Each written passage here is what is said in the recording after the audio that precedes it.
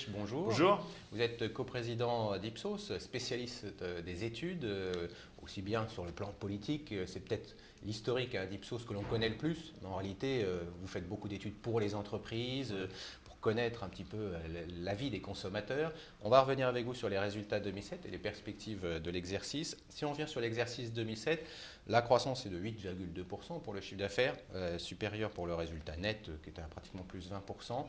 Est-ce que toutes les zones sur lesquelles Ipsos est présent ont connu une croissance satisfaisante? La croissance est différente selon les endroits où on travaille. Effectivement, Ipsos est installé dans 54 pays. Alors, elle est évidemment beaucoup plus forte dans les pays émergents. Alors, les pays émergents, on voit bien où ils sont, Asie-Pacifique, Moyen-Orient, Europe de l'Est. Ça, émergent en tout cas du côté de leur accès aux études de marché, aux études politiques. Et puis elle est bonne, elle a été bonne en Europe, meilleure que l'année précédente qui avait été assez médiocre, en Europe de l'Ouest. Et enfin, elle peine un peu depuis 4-5 mois, mais nous voyons le bout du tunnel en Amérique du Nord. Sur les 2 premiers mois de l'année 2008, la croissance en Amérique du Nord est à 2%, ce qui est un peu la ligne du quatrième trimestre 2007, mais nous sommes persuadés que l'année sera meilleure en Amérique du Nord que ce petit 2% du début de l'année 2008 ne l'indique. Alors, non seulement les croissances sont différentes selon les zones, mais les rentabilités aussi. Même si la rentabilité en Amérique du Nord reste extrêmement satisfaisante du fait de l'utilisation de l'Internet. Ce n'est pas parce qu'on travaille avec Internet pour collecter la donnée que les clients payent beaucoup moins cher.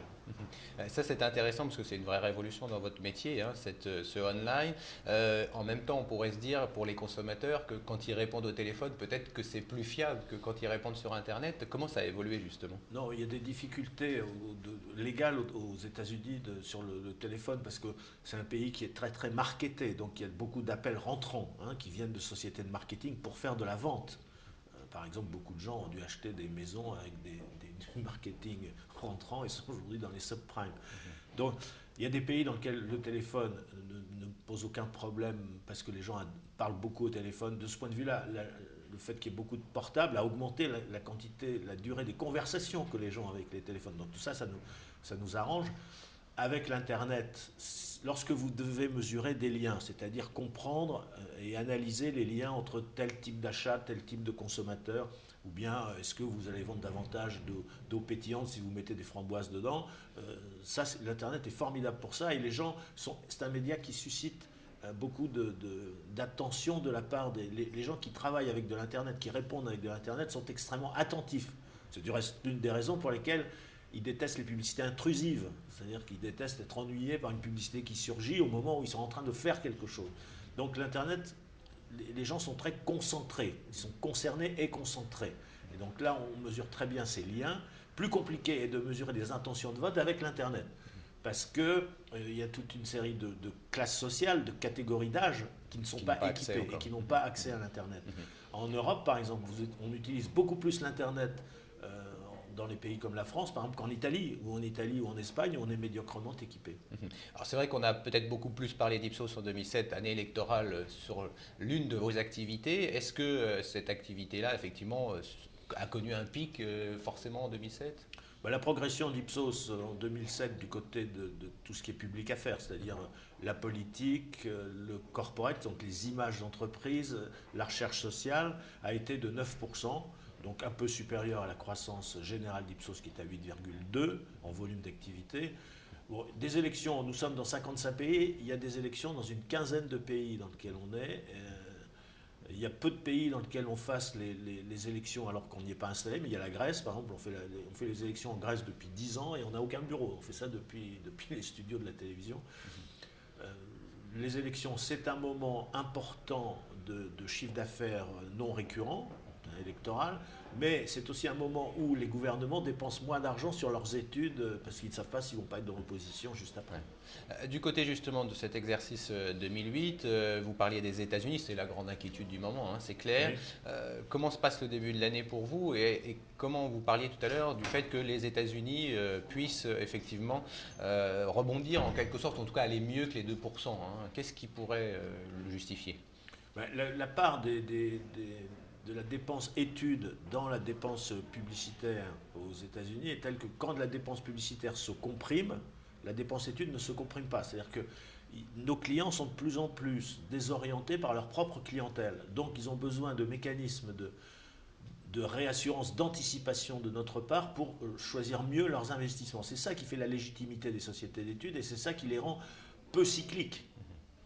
La dépense publicitaire, elle est cyclique. La dépense d'études, y compris d'études sur la publicité, elle est acyclique. Donc il y a un ralentissement, c'est sûr. Il y a un peu de la trouille du côté des, des clients. Ils ont des difficultés financières réelles. Bon, néanmoins, il n'y a pas de sinistre en vue. Justement, vous avez réalisé un certain nombre d'acquisitions, d'ailleurs il y en a de petite taille, mais aux États-Unis, dans les perspectives d'acquisition, est-ce que vous comptez plus sur les marchés émergents dont on parlait tout à l'heure, qui ont forcément une plus forte croissance, ou également justement aux États-Unis, vous avez besoin de vous renforcer? Dans les deux, là, vous prenez par exemple ce qu'on vient d'annoncer, ce qui a été annoncé là, nos récentes acquisitions. Il y a l'Indonésie où nous devons aller parce que c'est typiquement un pays émergent qui intéresse beaucoup nos clients, au même titre que la Turquie, que l'Inde, que l'Afrique du Sud, pays où nous sommes installés récemment. Mais dans le même mouvement, aux États-Unis, on a acheté une société spécialisée dans les médias. Pourquoi? Parce qu'aux États-Unis, nous ne faisions pas l'un de nos 5 métiers avec nos équipes, qui est justement l'activité média. Donc on a acheté une société qui aux États-Unis mesure l'audience de médias auprès de populations aisées, qui est le même chose que nous faisons en Angleterre et en France par exemple. Vous dites aussi clairement qu'Ipsos sera peut-être pas généraliste, hein. Vous souhaitez avoir privilégié un certain nombre d'expertises. Ça va continuer justement dans ce Ipsos sens-là. est une société de spécialistes. Et il y a 5 spécialisations, 5 expertises que sont l'efficacité de la publicité, l'audience et l'image des médias, le public affaires, donc tout ce qui est politique, social et corporate, le marketing, ça c'est tout ce qui concerne au fond le comportement des consommateurs vis-à-vis des produits et des services. Et enfin, loyalty. Loyalty, c'est toute la relation de fidélité ou d'infidélité que vous avez avec par exemple, un constructeur automobile qui est devenu un client mondial pour nous, qui est Peugeot. Vous dites aussi que des nouvelles offres, vous allez avoir un rythme de nouvelles offres presque jamais atteint. Donc ça veut dire qu'il y a de l'innovation dans ce marché des études? Oui, parce que il n'y a pas que le client qui doit innover. Il y a des innovations, pourquoi? Parce que la durée de vie, la quantité de produits disponibles augmente. Si vous prenez une surface, mettons un supermarché en France, la quantité de produits de marque disponibles a été multipliée par 1,5 en 5 ans. Si vous regardez vous allez dans un hypermarché, vous regardez le rayon des yaourts, vous fait un 300 mètres, c'est absolument colossal. Donc la quantité de produits disponibles augmente, la durée de vie des produits diminue. Il est nécessaire à nos propres clients de faire de l'innovation pour réenchanter le consommateur, parce que le consommateur est infidèle à ses habitudes et ses comportements d'achat, de biens, d'idées, de produits, de services, de médias, et cette infidélité, elle se manifeste sans culpabilité. Donc quand vous êtes infidèle sans être coupable, vous avez tendance à recommencer. Il y a un certain goût de la récidive. Et donc nous, on doit, avec tous les moyens possibles, Essayer d'anticiper. téléphone portable, Internet, traquer le consommateur le plus près possible. De ce point de vue, l'utilisation par exemple des téléphones de troisième génération où le consommateur est localisable sera un truc absolument formidable. Si vous pouvez interroger les gens qui viennent d'acheter une barre chocolatée à la sortie de l'hypermarché, c'est absolument superbe. Là, ça sera effectivement, on n'aura plus de tranquillité du tout, mais en même temps, Oui, mais la c'est un autre technologie. mouvement de la Voilà, société qui est que ouais. les gens ont de plus en plus envie de répondre, de parler, de donner leur avis. Donner leur Et avis, ça, on le ouais. voit pas simplement avec les Ouais. blogs, Ouais. on le voit dans les radios, on le voit Ouais. dans les télés, on le voit dans les journaux, et évidemment, on le voit encore plus avec Internet. Alors, si on revient aux chiffres en conclusion sur l'exercice 2008, quelles sont justement les perspectives compte tenu de ce contexte dont on a parlé ensemble? Bah, comme d'habitude pour nous, finalement, Ipsos, le canal historique, rejoint le canal habituel. Donc, premièrement, croissance organique d'au moins 8%. Deuxièmement, amélioration de la marge opérationnelle qui devrait aller autour de 10%. Et amélioration du free cash flow, de la trésorerie pour pouvoir acheter les sociétés qui nous intéressent. Merci Jean-Marc Lèche d'avoir été avec nous. On rappelle que vous êtes coprésident d'Ipsos.